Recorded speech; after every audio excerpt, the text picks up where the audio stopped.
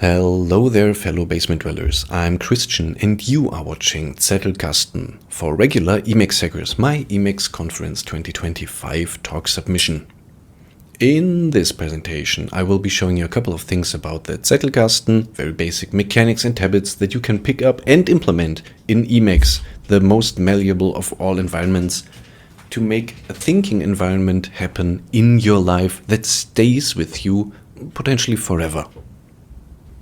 The subtitle for regular Emacs hackers implies at least the possibility of irregular Emacs hackers and regular Emacs non-hackers, so the target audience here is people who are comfortable tweaking their setup when they run into issues and use Emacs to write, no matter if it's prose or code. So that's regular Emacs hacking. You don't need to be an irregular Emacs hacker, for example, being a core maintainer or whatever. You just need to be a normal user who also modifies their setup. However, you should probably not be an Emacs non-hacker, or maybe you shouldn't stay an Emacs non-hacker, someone who is not tweaking their setup ever. So if you just open your application to write with a double click and it happens to be Emacs, well, this may not be for you, but you ultimately be the judge there. It is my sacred duty to, of course, advocate all the essential freedoms during this presentation. These are the following. You shall not be shackled by a proprietary tool. You shall be shackled by Emacs, which is free software. You shall also not be shackled by an esoteric method that turns out to be a grift where you need to visit annual workshops, walk on broken glass and stuff to be a true knower. You shall be empowered to do great things for the rest of your life after this session alone. This is not a sales pitch. Finally, you should also not be shackled by whichever sources of information you rely on in the future. You shall be free to think and explore new ideas, ideally forever, in an environment you build to your liking without the degrading web searches and the dead internet getting in your way. No libraries, no dead trees.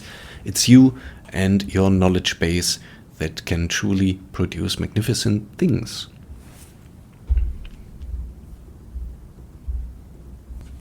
So, what is this about? In the teaser text for this session, I brought up that when people talk about Emacs pulling in everything that people do on their computer, it's usually things they used other software for in the past, like email, chat, playing music, browsing the web, managing tasks, stuff like that.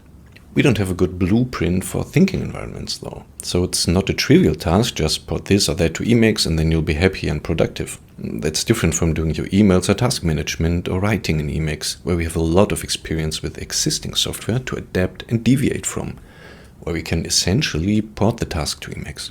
We can practice to think purposefully and productively on complex things over long periods of time when we create bespoke environments that help with that.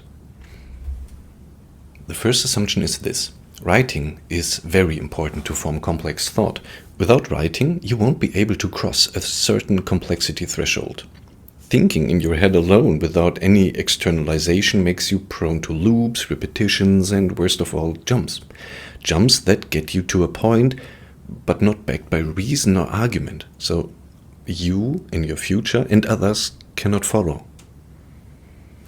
Written words direct thought. The linearization of or sequence making of thoughts frames your next idea. And that's the same for reading, which enables you to pick up existing ideas and continue to write about them later. So, good thinking, writing, reading, and writing is mandatory. Emacs is good at showing text to read. It's good at processing keyboard inputs to write. So let's go. Let's set up an environment within Emacs to make this thinking thing happen. I'll walk you through some mechanics of the Zettelkasten machine and habits for you, dear thinker and regular Emacs hacker. And for your reference, highlight these things as I present them in the bottom left corner of the screen. So working with the Zettelkasten as a thinking environment only requires very simple mechanics. First one is to write. I mentioned this. It could be one large text file, could be many small ones. We use the power of Emacs and small files because Emacs is cool and individual files put boundaries around ideas that force you to decide what goes where. Most importantly though, write like you mean it. The principle of garbage in and garbage out holds. You don't need to use your novelist voice when taking notes, but it also shouldn't be shorthand only, so that your future you has an easy time reading and digesting what you wrote. Next mechanic, which is also essential, is to connect. We think in associations. Connect notes to capture the associations that come to mind and that you want the reader, which is the future you, to make. Traveling a path of connections, indirectly via tags or keywords and directly with links, can feel like reading an essay you make up as you go. And that's where connections show their power. The next essential habit is to read and correct and reconnect as you go. You spend time and effort at the writing stage, you are the primary audience, so do your past self a favor and read what you wrote, and then as you read it, make it better. Make it better, continuously make things better and capture new ideas as they come up as you read, and things you can only now remember because you learned about things in the meantime. You'll also get better at this whole thing with practice, so improve old notes when you find them lacking in detail. They're tone pretentious, they're mere existence, an insult to your intelligence. Pay attention to pain points in using notes. Yes, I knocked on my desk to emphasize, and fix things on the fly.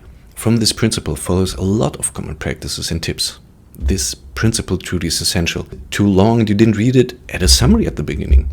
You can't understand what you wrote a year ago? Do your best to rewrite it in your own words. It only gets worse if you wait longer. You can't find anything in the mess? So collect links to what you could find in a new meta note, so next time you have a navigational help. This practice will form the basis for structure notes, maps and overviews, which we will come to later. The next habit, non-essential though, is to create notes with intent to use them. It's one thing to write about facts, capture information, but all this is just collecting stuff. It's another thing altogether to write about a train of thought, about an argument you found compelling, about a model to understand the world or yourself in a better way. So collect to remember, but work in your Zettelkasten to think. What does that even mean though? Recreate how intriguing books lay out their premises and arguments, for example. First this, then that, also that supports the premise, and so on. That's the structure of an argument. You can recreate it in list form, as a graph. You can draw and import the image, whatever. The structure of that argument is one thing, and the details, like the evidence for each claim, can be separate things. And these can become their own subnetworks over time. To facilitate all that, you will be needing to create structures. You've connected nodes, so links already leave trails to traverse between your nodes. And structures can emerge from these with the sheer volume. But they also can be designed by you to be navigational hubs of similar shape and form over time. Patterns like that reduce confusion and improve feeling at home and finding your way around, so that's worth investing in. For example, use outlines for complex topics. Tables of contents of a book, for example, that you love and processed in great detail. Just recreate the table of contents, the nested structure of it, in your notes, and then you have something to hang your future thoughts onto. Another example is a pro-contra table or list to discuss opposing facets and perspective of a thing. Another example would be models or metaphors, like the iceberg model, where you point out something has a hidden depth to it, or the metaphor of a tree to model a thing as a branching and growing idea. Another habit, which is also not essential, is to start in your Zettelkasten. Starting in your Zettelkasten removes the cost of deciding what goes in there and what doesn't. It gets you moving and up to speed with the method and the tool much easier. Importing stuff later into the Zettelkasten can feel like a chore, but starting the work you need to do anyway in it, that reduces the mental hurdle. As a regular Emacs hacker, you'll eventually develop your own tools to make initial exploration smoother over time. Like, do you start in a particular place or just create a new node from scratch somewhere? You won't know this until you experience this stuff for a while and try different things. So, don't worry and be open for change. The final habit, also non-essential, is to start with a link and not with the creation of a new file. Start with a link, create the file later. This avoids orphaned nodes. And orphaned nodes are those no others are linking to. To these you can only get with a full text search or maybe by accident when you browse your nodes. but there's no orderly way to get to them. To recap, write, don't be sloppy, put in effort early to get faster at this, and this is essential because without putting effort into writing, you won't have anything to use. Connect and leave trails to navigate that can tell a story when you traverse the trail later. This is essential because without connection, you will not get anywhere. Correct and improve things as you go. The last essential thing, well, don't worry about perfection, and then be gentle to your past self. Adapt to what you learn along the way. It's essential because without this attitude, you can easily get stuck in analysis paralysis, like where do I need to put this or what would be the perfect way to phrase this. Designed for use, this helps both finding your voice and to have criteria for selecting what to spend time and effort on in the first place. It takes into account the opportunity cost of high quality work from writing and connecting. Create structures, you won't be able to scale and stay organized and find your way around without structures. You can practice this early and design structures deliberately, but it's also okay to ignore this for a while and wing it, so it's not marked essential, although it may hurt you sooner than later. The habit to start in the Zettelkasten, well, do the work you need to do in a place that can pay back dividends on the effort you put in. That's powerful, but also not essential. You could just as well continue to write and think and scribble somewhere else and then do the Zettelkasten importing stuff later. Start with a link. That's really useful practice, but more like a life hack, not an essential habit. So you can also create new files from scratch for ideas that come up as they come up, and then try to connect them later. And well, that's better than not writing at all, right?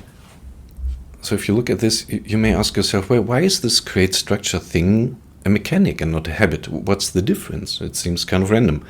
Well, do create structures as an imperative is a good habit, yes. Structures facilitate growth of the Zettelkasten and help you discover useful patterns in the things you care about. Patterns that work for you personally, which make navigation easier because they fit your personal expectations for what is and what is not. That's something for you to do. That's a process. But from the perspective of the Zettelkasten as a system, that's a mechanic or rather dynamic. The Zettelkasten grows organically, thanks to your constant intervention and usage, of course. That's how time passes in your Zettelkasten. That's how a process of transformation enters the system. The transformation affects the network. Every new or updated node, every new connection changes the network. The existing network then imposes demands for new stuff to fit in, slowly solidifying how things are organized to be perceived as orderly. This is calcifying. That's emergent creation of structure from use. Well, structure here is expectation for what could come next. On top of this interplay of emergent structure in your nodes and processes that operate these constraints, you can design and influence and architect and have explicit structures and patterns, and therefore you can influence what is expected, what is unexpected, and what fits and what needs to change to fit in. So the time you spend designing these things will influence how the Zettelkasten will behave in the future. To prepare for growth, you will probably encounter thresholds along your journey, like 1 to 10 nodes. Well, you can easily remember all of them. 10 to 100, you will have forgotten some details, but will probably remember writing most of these nodes in some way. 100 to 1,000, bad luck, you will have a hard time going through everything one by one to find what you have. You will have to rely on filtering results. For example, with a full text search, and you will crave to use tags and keywords more to group nodes into more manageable departments or collections. 1,000 to 10,000 nodes? By this mark, search results produce way too many results. Popular tags become overcrowded, and you have the same problem you had in the last stage, but for each of these tags. So manual structures will take you through this. Anticipate growth pains by starting from structures. That's the recommendation here. Design your entry points into your current projects and research topics and interests as departments of your Zettelkasten. Keep a list of, for example, 12 darlings like Feynman did. A list of 12 things that you can check mechanically where you capture something new, and then you can see whether the newfound knowledge can also push one of your darling projects forward. Now, finally, let's get to the demonstration in Emacs. Like here is a very minimal init file. I will share it with you in the show notes. And this is the dnode default configuration. And here I'm using the shortcut to create a new node immediately for this talk. And there you see that's an empty new node, and here sped up like 2 or 3 times the normal typing speed of me is, well, how I would process this very Emacs conference talk. The essential mechanics and habits, additional habits and mechanics, and then from there, after I capture everything, I make sure that I have a reference. This is not a thought out implementation in Emacs, so this is just plain text, Christian Tietze, Zettelkasten for regular Emacs stickers at the bottom. You can use reference management systems that you like, but I don't want to get into these details. And here I'm creating a node with the dnode shortcut based on the selected text. So I'm starting a link. This link is creating the node for me. It's also default dnode functionality and garbage in, garbage out. I needed to edit the title because the selected text became the node title. Didn't want that. That was the abbreviation. Here notice that the default configuration does not in fact include autofill mode, so the lines get infinitely long. It looks a bit weird. Just garbage in, garbage out, processing this from Wikipedia. So we have a detail node from this overview. So that's an overview with one link already. Starting from here, now I want to write more about my talk. And next to create structure, types of structures, the Zettelkasten. It creates a weird link, but I can edit this easily, thanks to Emacs being so nice to work with. A couple of examples. I mentioned some of these in previous minutes of this conference talk, like a position pair, one node for the pair, one node per pro and contra, a table of contents, like lists of things you like, to talk about recreating a book's content, table of contents, so you can process the book in detail, argument structures. I believe I mentioned these. Look at this up if you're not into arguments, but arguments are very well structured usually. A table of things like two-dimensional table or grid. Graphics, you can also include graphics, images, and then write about these. And then there are metaphors. And into one metaphor that I'm presenting here, iceberg, black box, and then atom, molecule, and organism, I want to get into this atom, molecule, organism thing, and that's a composition and recursion, because I have big ideas there. So atom, smallest part, molecule comprised of atoms, and organism is comprised of molecules. Different level of analysis, because this is irreducible. In fact, well, if you have no clue about reducibility, irreducibility, that doesn't mean much to you. But look this up. You can go very deep with this kind of stuff. It's basically that, well, if you decompose organs into atoms, you cannot get back to the organs. You just have a bunch of atoms. There's information loss, more or less. Here you see that I create a new thing at the end, so that I can write about dnode. The tool doesn't matter, but when you use Emacs, use dnode, because, well, why? Let's get into this. Fix the link, and these are good reasons to use dnode. Dnode is very simple. Dnode has a couple of sane defaults that makes life easier. Backlinks, we will see a backlink view at the end. After I create a couple of things, I'm copying the source code there, the eLisp source, so that you can see, hey, this is just an org mode file. You know, you can style it to your liking, and then you can even execute the code if you want. Very powerful. Create nodes as links first to avoid orphans. Forward link again. At least I wanted to create a forward link. I pressed the wrong shortcut, but anyway, can fix this easily. You see, there's no link. Damn it. Now I need to create the link after the fact. Here's a list of shortcuts, the dnode key map. It's a recommended practice by me, starting new node with a link. You've heard this all just a couple of minutes ago. Reduce orphans and supposedly teaches you about thinking in connections early. It's a good practice to practice.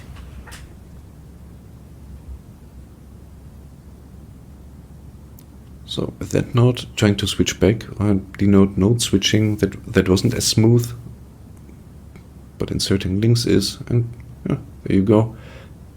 Here's a backlink view, and that's it. In a somewhat self-documenting way, here you see a structure node, which is an overview that represents the gist of this Emacs conference talk, with a couple of links to details. And from these details, as you've seen, you can go into even more detail, and that's all there is to it. And repeat this for infinity, and you get really, really complex networks and can do a lot of amazing things in parallel without interference.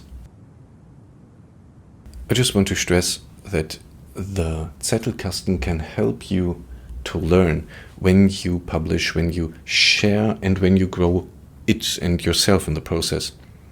Again, design the Zettelkasten to be used, publish something, write a blog, share stuff with coworkers. Like, that's powerful and that's so rewarding. This can in turn influence how you do it the next time in your Zettelkasten, because now you can anticipate, hey, these kinds of arguments, maybe I can do this early on, and well, then you're prepared even more for the future. To share what you learn, you're also invited very warmly to our community of practice in the Zettelkasten forums. Just share your journey, write about your projects, ask questions. Like, everyone's welcome, newbie to pro. Just get in touch with people, talk about the processes, improve them, and eventually you'll figure out, well, reaching enlightenment in that regard may not be that hard after all, and then you're fine and good to go for the next projects that you tackle. Most importantly is to make this thing your own, the Zettelkasten, the method, the environment. Create a thinking environment for you. Create your own tools to think with. This goes back to the meme of Shuhari, which is basically imitate and then deviate and innovate. And this invitation here is to imitate what I just laid out. Imitate for a couple of years, 1, 2, 3 years. The time goes by faster than you think. And then figure out ways to deviate from the doctrine, to figure out ways to improve and change the processes to fit you better. But you need to try to manifest the best practices in your life first for a while, to then figure out, well, they are not that best after all, and I need to change some of them. But you wouldn't know if you didn't try, so do try.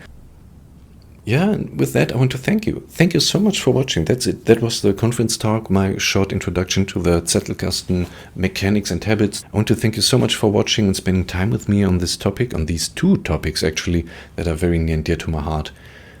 Do share questions, ask questions in the Etherpad, and if you watch this after the conference and all the live participation is long over, step into the forums and ask around there. Thanks also to Sasha and team for organizing EmacsConf 2025, for having me. Well, I'm looking forward to hearing from every one of you. So that's it. Peace out and see you in the next one.